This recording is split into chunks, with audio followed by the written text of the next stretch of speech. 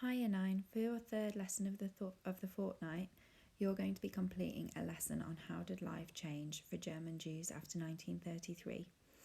During this lesson, you'll look at the anti-Semitic laws that were introduced by the Nazi Party in the 1930s, and you'll explain how Jewish people were affected by these laws. You need to have in front of you a piece of paper, your book, or an open Word document ready to take notes for this lesson. It's important that you have your title written down, that you put down the date, and that during this lesson you write in full sentences and keep your work really nice and neat ready for sticking in your book when you return to school. You've done quite a lot of work on who the Nazis were, why they came to power, and what they did whilst they were in power. But I just wanted to remind you quickly of the Nazis' key views, because without understanding the ideas held by the Nazis, we won't understand how they treated Jewish people in Germany. So in the top left of your screen, you should see a description of the Nazi Party's anti-Semitism. So as you can see here, the Nazis wrongly believed that Jews were a threat to Germany. They blamed them for the defeat in the war and for the problems that Germany faced afterwards. Although this was a key idea that the Nazi Party held, it wasn't something that became really prominent in their propaganda until after they took power.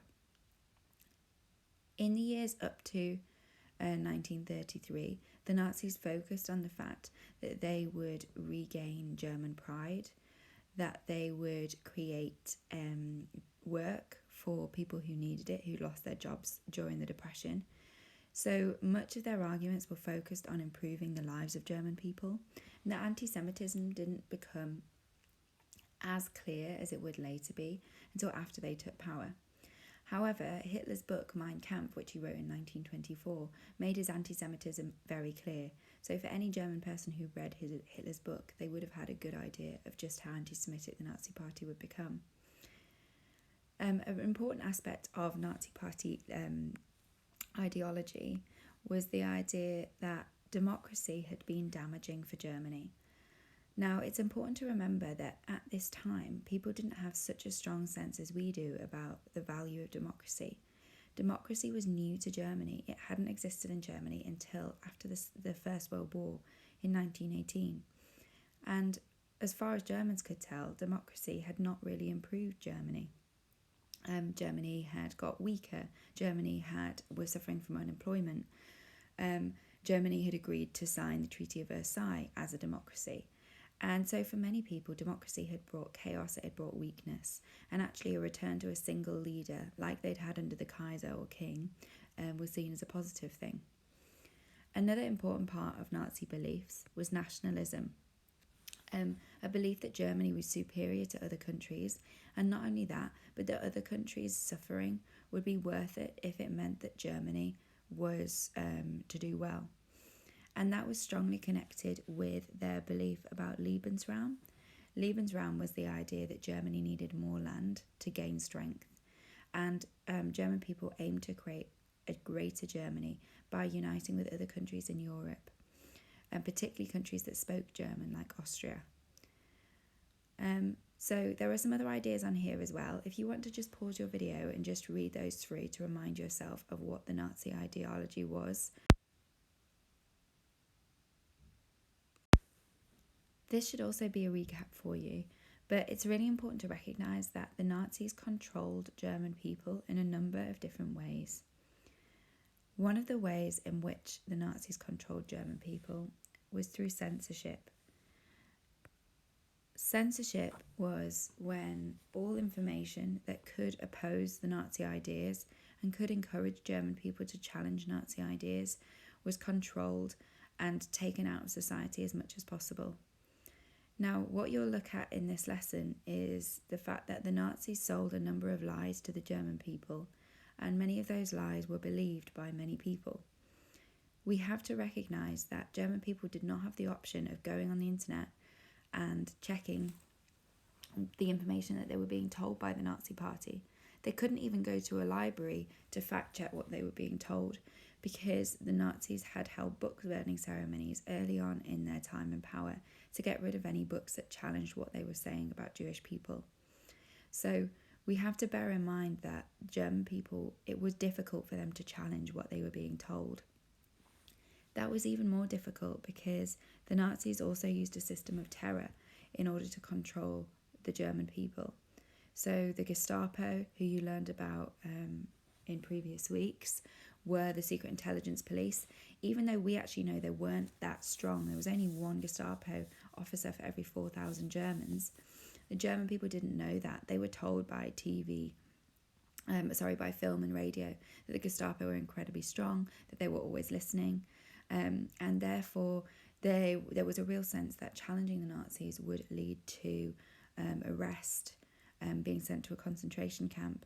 And so a lot of Germans decided to protect their own families by not opposing Nazi ideas and Nazi actions. A final thing I just wanted to draw your attention to as well is that Nazi children in particular were likely to accept Nazi ideas. You can see some of the Hitler Youth or the League of German Maidens in your picture here. And these were people who would be going to school every day and being taught that the Aryan race, i.e. them, they were superior, that Jewish people were inferior, that Jewish people were a risk. Now, these were young people who hadn't yet developed their ideas. They might have never met a Jewish person, or even if they had, it might be relatively easy for teachers, people in authority, to persuade them that Jewish people were actually a threat. And so many young people took on Nazi ideas quite readily. If you could pause your video here and just have a read of those other sections, because all of these things that we've just looked at are kind of to do with, if not violence, they're in intimidation, they're forced. But there are some other things on here, like the economy, like propaganda, that were aspects that the Nazis introduced, things that people actually supported, and that Germans were happy about. So it wasn't just about intimidation, it was partly about the Nazis making, or people interpreting what the Nazis were doing as making life better for them. So people willingly began to support the Nazis as well as people being forced to. Okay, so when the Nazis came into power, we know that they had anti-Semitic ideas, and they also had the means to control Jewish Germans as well as other German people. So we can predict that they're going to introduce some laws that are going to make life difficult for Jewish people. And if you look at the timeline on your screen here, you'll get an idea of what those were. So this doesn't cover all the laws that were introduced, but we get a good idea of the kinds of things that were changing. So from the 1930s to from 1933, 1934, 1935, a number of laws were passed that aimed to exclude Jewish people from society. So, for example, Jewish people weren't able to work in the government or in the legal profession. Now, obviously, these people, government workers, lawyers, they're people making decisions that affect the everyday lives of German people. If you make sure that there are no Jewish people working in government, no Jewish people working in law, then you're automatically ensuring that Jewish people are going to be less supported by those institutions, by the legal institution, by the government. So they're excluding Jewish people from those aspects of society. You can see that as well in 1933 with Jewish people not being able to be members of sports clubs. They're not allowed to enjoy their hobbies. They can't be editors of newspapers, so they can't have an impact on the information that German people are getting. So already in 1933, Jewish people are being excluded from German society. That starts to develop into something that seems a little bit more dangerous in 1935, because in 1935, a number of laws are passed which seem to label Jewish people as part of a separate and inferior race.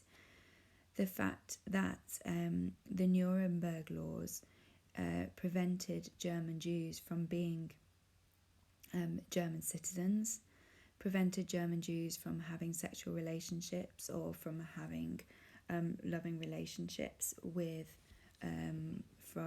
non-Jews, and that clearly linked into Nazis' ideas about the genetic inferiority of Jewish people.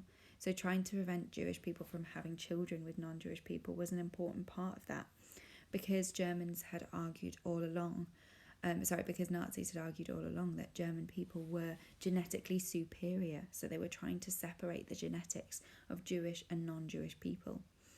And that's where we see their anti-Semitism really coming through. They also define Jewish people as someone who has 3 grandparents who were born Jewish.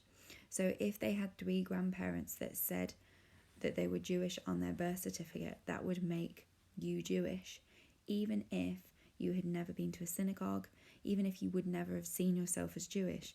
The Nazis labelled you as a Jew as long as you had 3 grandparents who called themselves Jewish. So what I'd like you to do now is to use the timeline to answer the 2 questions here. So I want you to describe 2 laws.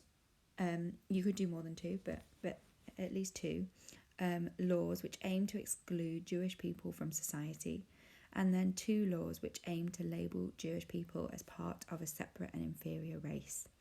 Okay, remember you're writing in full sentences, so you want to start off with the Nazis introduced laws which excluded Jewish people from society, for example. Okay, so pause your video now and have a go at that, please. Clearly, these laws would have a really significant impact on the lives of German Jewish people. And there were a number of different ways that life was affected.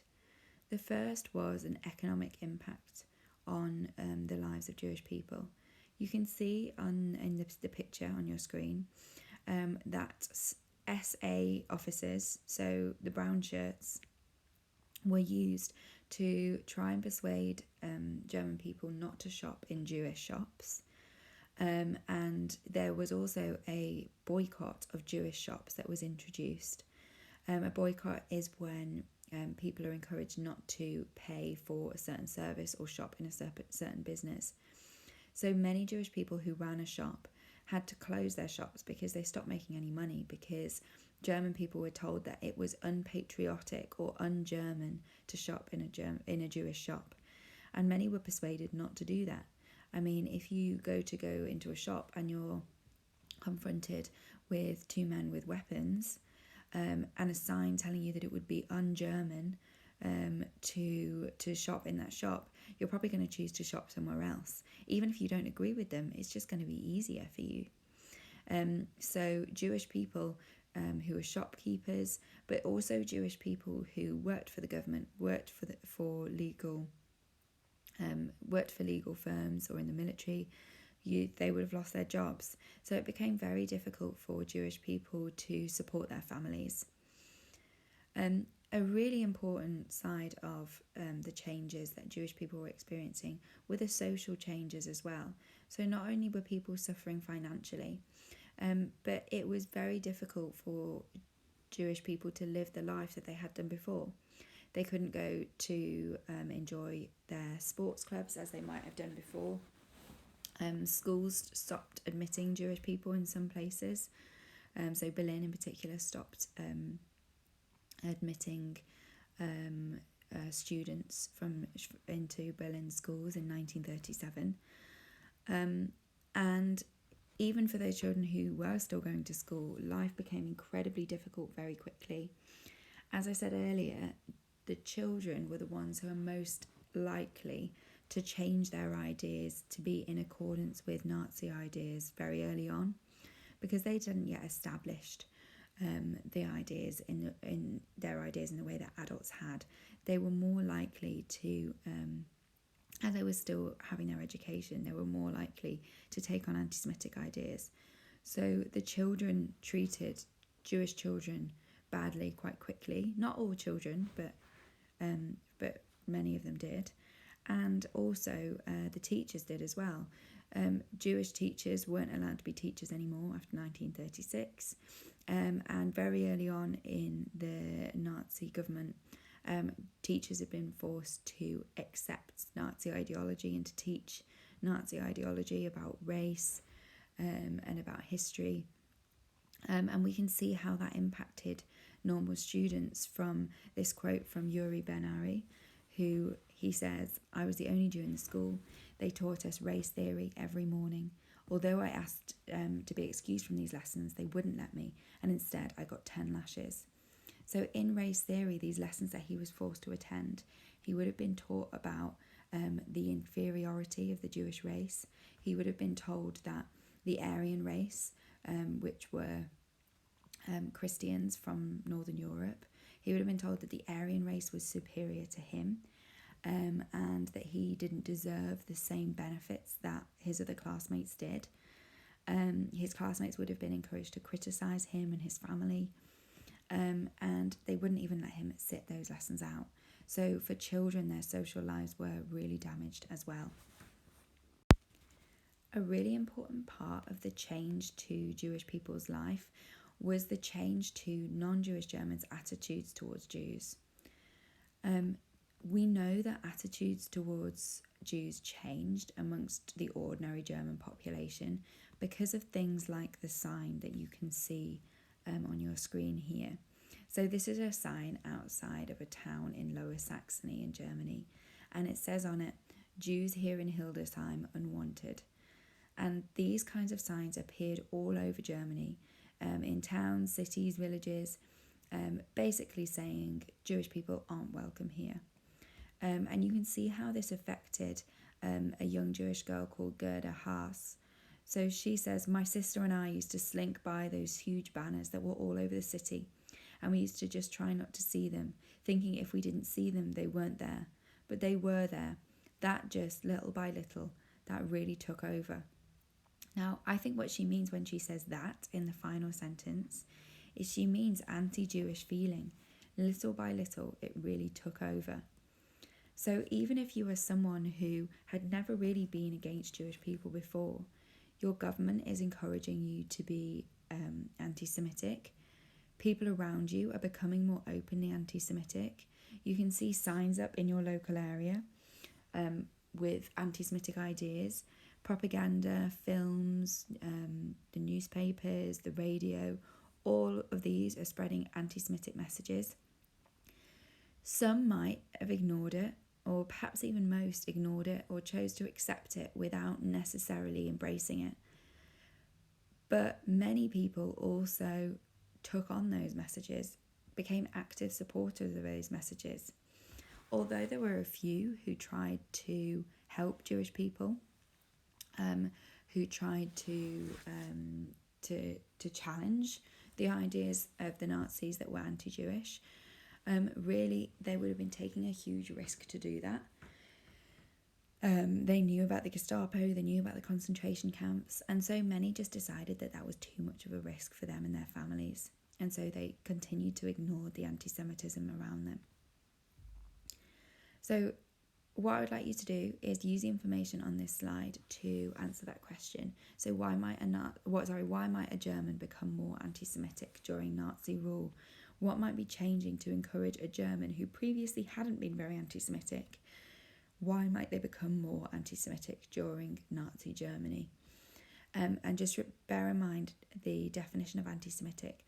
So an anti-Semite is someone who believes that Jewish people are a different race and that Jewish people are a danger to non-Jewish people. Okay, so pause your video now to have a go at that question. Okay, so now we've come to the main task for this lesson, which is explain 2 reasons why life changed for German Jews between 1933 and 1937. So you are going to write 2 paragraphs to answer this question, and this is going to act as a bit of a practice because you're going to do an assessment in 2 weeks' time. And during that assessment, 1 week's time, during that assessment, you're going to write 2 paragraphs explaining why life changed. So you need to practice this now for 1933 to 1937. Now, in your paragraphs, you're going to write in the form of point, evidence, explain. So you're going to make a point to answer the question, and this should basically look like a 1-sentence answer to that question. I'll show you what that looks like in a second.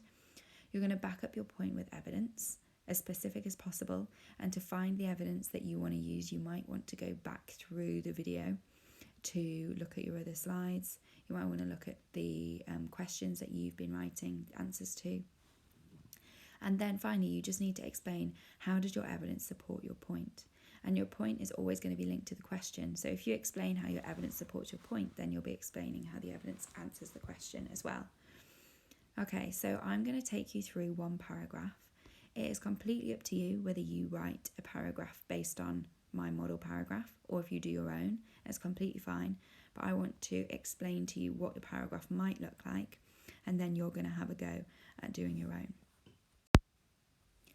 Okay, so I think that the best thing for us to write our first paragraph on is on anti-Semitic laws. So I've written my point here. One reason why life changed for German Jews was anti-Semitic laws. I then need to include evidence, and the evidence that I've chosen to focus on was the fact that Jewish people were prevented from taking part in some things. So they couldn't take part in government jobs. They were banned from certain schools. So I wanted to focus on Jewish people being prevented from working in certain areas. However, I think that for a really good paragraph, you don't want to just have one piece of evidence. I think it's important to have two pieces of evidence to show that you can add depth to your answer. For my second piece of evidence, I wanted to focus on something slightly different. So whereas my first piece of evidence was about jobs, I wanted to focus on social life a little bit for my second piece of evidence. So I've put, in addition, Jews were excluded from sports clubs and treated badly at school. Children had to attend race theory lessons. And if you wanted to, you could go into even more detail and include the fact that some students, if they asked not to attend those lessons, they might be punished, like we saw in that testimony earlier in the lesson. So the next thing I need to do is to do my explanation. Now, this is the hardest bit of your paragraph because you need to think about what the evidence you have written, what that meant for the life of Jewish Germans. So how did this affect them? If you look at my explanation here, this should give you an idea of how you should do this. So I've said this made life harder for German Jews as they struggled to make money. This made it difficult for them to look after their families. In addition, life was less enjoyable because they could not enjoy school or hobbies like sports. So what I've tried to do here is to explain both of my examples separately so that I can add a bit more detail to my explanation. So I haven't just said this made life harder for German Jews because they were being treated badly or because it felt unfair, because that would be quite general. Instead, I've tried to be as specific as possible. So I've linked to my two different bits of evidence in my explanation. Okay, so now it's your turn. You are going to have a go at writing your own paragraph. Now, you need to write 2 paragraphs overall, but you are very welcome to take my version here if you would like to for your first paragraph. The only thing I ask is that you write it as a paragraph rather than separating it into point, evidence, explain. Then you need to write your own paragraph using your own ideas.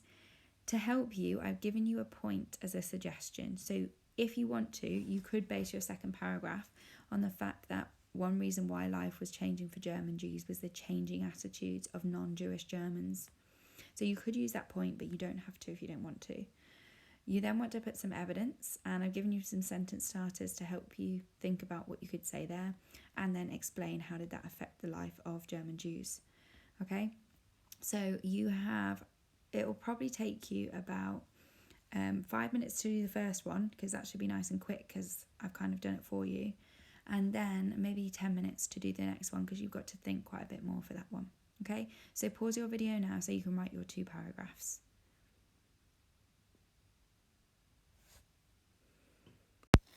Just before we finish the lesson, I wanted to link to our 3 families that we're going to be looking at the end of every lesson for this topic. Now, all 3 of these families, before 1938, they didn't live in Germany. So the Kleinmans lived in Austria, the Greenmans lived in the Netherlands, and the Pittels lived in Poland. Now, those countries were not part of Germany. Therefore, their lives didn't seem actually at risk. However, they may have had friends or family in Germany.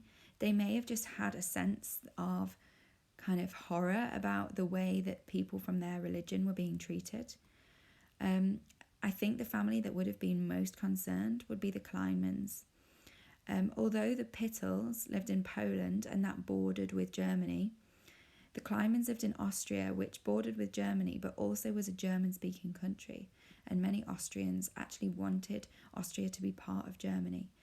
The Nazi Party also existed in Austria and was growing in power.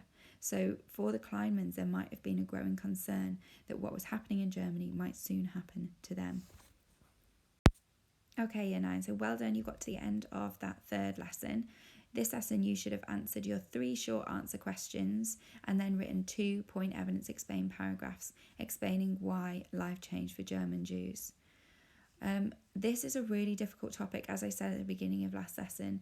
It's a difficult topic to understand how people could think like this, to understand how difficult it must have been for Jewish people who lived through this. So if anything that you've heard today has kind of given you cause for concern or made you feel uncomfortable, please make sure you talk to someone. It could be that you email your teacher and just let them know that you're struggling with it, and so that your teacher knows that you found the topic difficult, and your teacher can maybe offer you some reassurance. But even better, talk to someone at home about it. Talk to an adult at home or someone that you trust at home about what you've heard and just anything that you need to share. Okay, but well done, Year 9. You've done really well to complete this lesson, and you just have one more lesson to complete this fortnight.